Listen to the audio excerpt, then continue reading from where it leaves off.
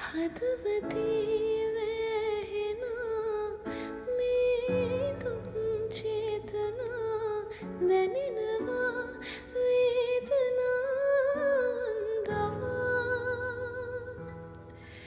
සිත් පැරීනෙත් මගේ බොඳ වෙනා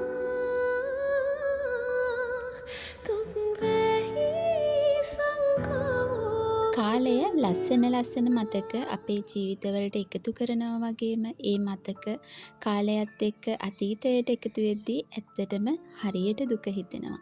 ඉතින් ඒ වගේ අතීතයට එකතු වෙච්ච ලස්සන මතක පෙරක් මගේ පුංචි මෙමරියේ එකතු වෙලා තිබුණා. ඒක ඔයාලත් එක්ක ෂෙයා කරගන්න අතපසු වෙලා තිබිච්ච ලස්සන පුංචි මතකයක්. ඉතින් මට හිතුණා ටිකක් කල් ගත වුණත් කමක් නෑ ඒ පුංචි මෙමරිය ඔයාලත් එක්ක ෂෙයා කරගන්නවා කියලා. මේ තියෙන්නේ මගේ ලොකු දුව 5 වසරේ ඉන්න දවස්වල. එයා දැන් ඉන්නේ 6 වසරේනේ. ඉතින් අවුරුද්දකට කලින් මගේ චූටි දුව 1 වසරේදී. ඉතින් මේ වීඩියෝ ක්ලිප් එක මට මේ තරම්ම වටින්නේ ඇයි කියලා මම ඔයාලට තව ටිකකින් කියන්නම්කෝ. මේ මම කෑම හදලා ඔක්කොම ඉවර කරලා ගොඩක් වෙලාවට කරන්නේ මොනා හරි හදපු කෑම ටික මගේ අතින්ම අත සෝදලා කරලා අනලා පුංචි හැන්දකුත් එක්ක මේ දෙන්නට දෙන ගමන් තමා මම කොණ්ඩ දෙක ගොතන්නේ. මොකද දෙන්නගෙම කොණ්ඩේ දිග නිසා මට උදේට ගොඩාක් වෙලාවට අමාරුම වැඩේ තමයි මේ කොණ්ඩේ ගොතන එක. ඉතින් ඒ දෙන්නට හැන්දකුත් එක්ක කෑම එක දුන්නම අක්කගේ කොණ්ඩේ ගොතනකොට නංගි අක්කට කවනවා. නංගිගේ කොණ්ඩේ ගොතනකොට අක්කා නංගිට කවනවා. ඉතින් ඒකෙන් මට හිතෙනවා ඒ දරුවෝ දෙන්නගේ එකමුතුකම ආදරය ඒ බැඳියාවල් තවත් වැඩි වෙනවා කියලා. ඉතින් මේ 5 වසරේදී ලොකු දුව හිටියේ අපේ ගමේ ඉස්කෝලේ. දැන් එයා ටිකක් නෙමේ ගොඩාක් දුර ඉස්කෝලේකට තමයි යන්නේ. ගෙදර ඉඳලා කිලෝමීටර් 45ක් විතර දුර එයා උදේට හවසට යනවා. ඉතින් මේ මෙමරිය මට ගොඩාක්ම වටින්නේ අන්න ඒක නිසා. මේ දෙන්නම එකම ඉස්කෝලේට යන කාලේ දෙන්නත් එක්ක එකම වෙලාවට ගෙදරින් පිටත් වෙලා ගියත් දැන් ලොකු දුව උදේ 6ට 10ක් තියෙද්දි ගෙදරින් යනවා. ඒ වෙනකොට චූටි දුව හොඳටම නිදි. ඉතින් චූටි දුව ඇහැරෙනකොට අක්කා ගෙදර නෑනේ. ඉතින් අක්කත් තනියම නැගිටලා ලෑස්ති වෙලා අම්මත් එක්ක එකතු වෙලා ලෑස්ති වෙලා අප්පච්චිත් එක්ක හන්දියට ගිහිල්ලා එයාගේ ස්කූල් බස් එකේ නැගලා එයාගේ ඉස්කෝලේට යනවා. ඉතින් චූටි දුව ඊට පස්සේ නැගිටලා තනියම අම්මත් එක්ක එකතු වෙලා වැඩ ටික කරගෙන ඉස්කෝලේ යනවා. මට මේ වීඩියෝ ක්ලිප් එකේ තියෙන වැදගත්ම දේ තමයි දැන් ඒ දෙන්න ගොඩක් දුරස් වෙලා. ඒ කියන්නේ මේ මොහොත එයාලට ආයේ කවදාවත් එන එකක් නෑ. මොකද සමහර විට කියන්න බෑ චූටි දුවත් හොඳට ඉගෙන ගත්තොත් ශිෂ්‍යත්වේ පාස් වුණොත් අක්කා ඉන්න ලොකු ඉස්කෝලේට චූටි දුවටත් යන්න හැකියාව ලැබුණොත් ආයෙත් මේ දවස් එහෙවි. එහෙම අපිට එක දරුවෙක් විභාගේ පාස් වුණා කියලා අනිත් දරුවත් ඒ විදියටම දක්ෂ වෙයිද කොහොම වෙයිද කියලා හිතන්න බෑනේ. උනන්දු කරනවා ඒ වුණාට. ඉතින් ඒක එයාගේ ලැබීම. එයා ඉගෙන ගන්න විදිය. ඉතින් අපි ඒකත් එයා ශිෂ්‍යත්වයේ ලිව්වට පස්සේ බලමුකෝ. එහෙම වුණොත් මේ දෙන්නගේ මේ කාලේ ආයෙත් එයාලට ලැබෙයි. එහෙම නොවුනොත් මෙයාලගේ ඒ කාලේ මතක සටහන් වල අන්තිම මතක සටහන වෙයි. ඒක නිසා තමයි මට හිතුනේ මේ වීඩියෝ ක්ලිප් එක ඔයාලත් එක්ක ෂෙයා කරගන්න ඕන කියලා. ඉතින් ඔයාලටත් මේ වගේ ලස්සන මතක තියෙනවා නම් ඒ වගේ අතීතයට එකතු වෙලා ඇහැට කඳුලක් එකතු කරන මතකයක් තියෙනවා නම් අනිවාර්යෙන් කමෙන්ට් එකක් දාන්න.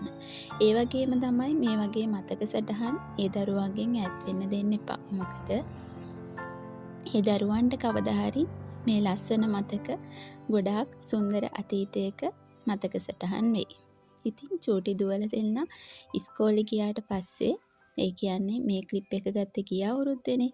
මේ අවුරුද්දේ අද ඉස්කෝලේ ගියාට පස්සේ අද මමයි මහත්තයයි විතරයි ගෙදර. අපි දෙන්න අද හිතාගෙන ඉන්නවා ගොඩාක් වැඩ කරගන්න.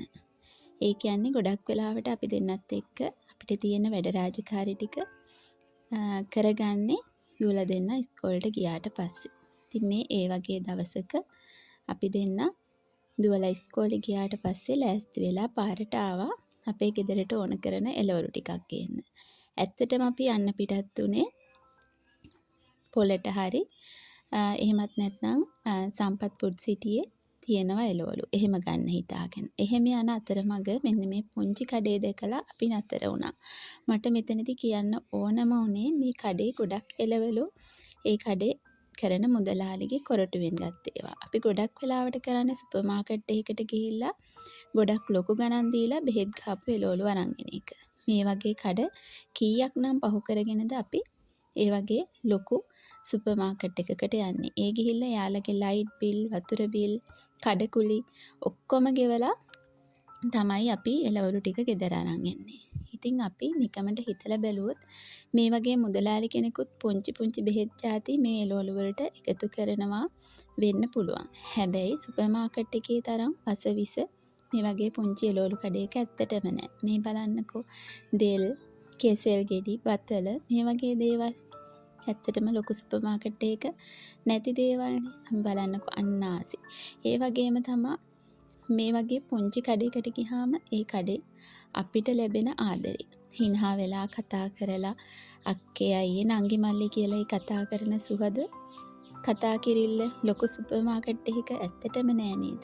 ගියාට පස්සේ අපි අපේ පාඩුවේ එළවලු ටික තෝරගන්නවා. කැෂියර් එකට ගිහිල්ලා බිල ගෙවලා බඩු ටිකත් අරගෙන ගෙදර එනවා.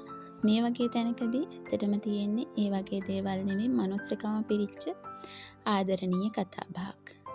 ඒ වගේම තමයි මෙතන අපිට ලොකු දෙයක් නොවුනත් ඇත්තටම එයාලා අපි එළවලු ටිකත් අරගෙන බයික් එකට නගින්න හදනකොට මේවා අපේ කඩේ අපේ කොරටුවේ එළවලුනේ මේ ටිකත් අරන් යන්න කියලා වැඩිපුර මොනවම හරි දෙයක් එයාලා අපිට දෙනවා. ඒක අපේ හිතටත් සතුටක් ඒ වගේම ඒ පුංචි මුදලාලිත් ඒකෙන් ගොඩක් ලොකු සතුටක් ලබනවා ඇති. ඉතින් අපි දෙන්නත් එක්ක එළවලු ටිකත් අරගෙන ආවා ලස්සන මල් තවානකට.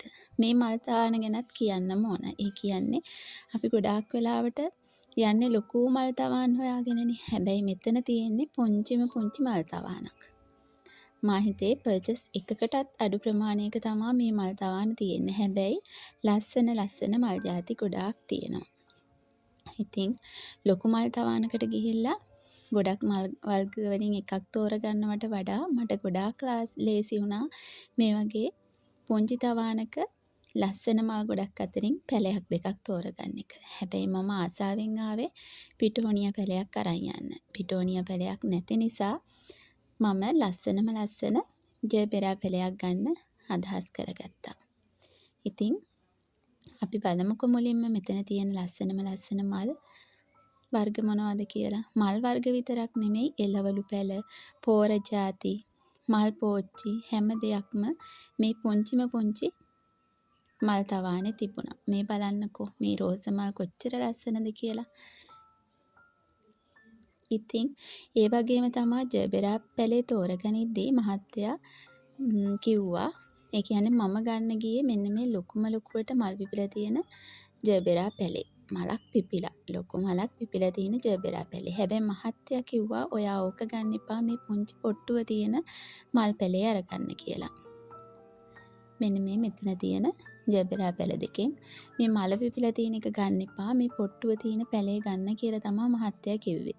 පස්සේ මම එවෙලේ සද්ද නැතුව මලට තිවිච්ච ආසාව පැත්තකින් තියලා මහත්තයාගේ හිත සතුටු කරන්න හිතාගෙන මේ පොට් එකත් අරගෙන ගෙදර එන්න පිටත් වුණා. මගදී මම ඇහුවා ඇයි ඔයා මට මල් පිපිච්ච පැලේ ගන්න දුන්නේ නැත්තේ?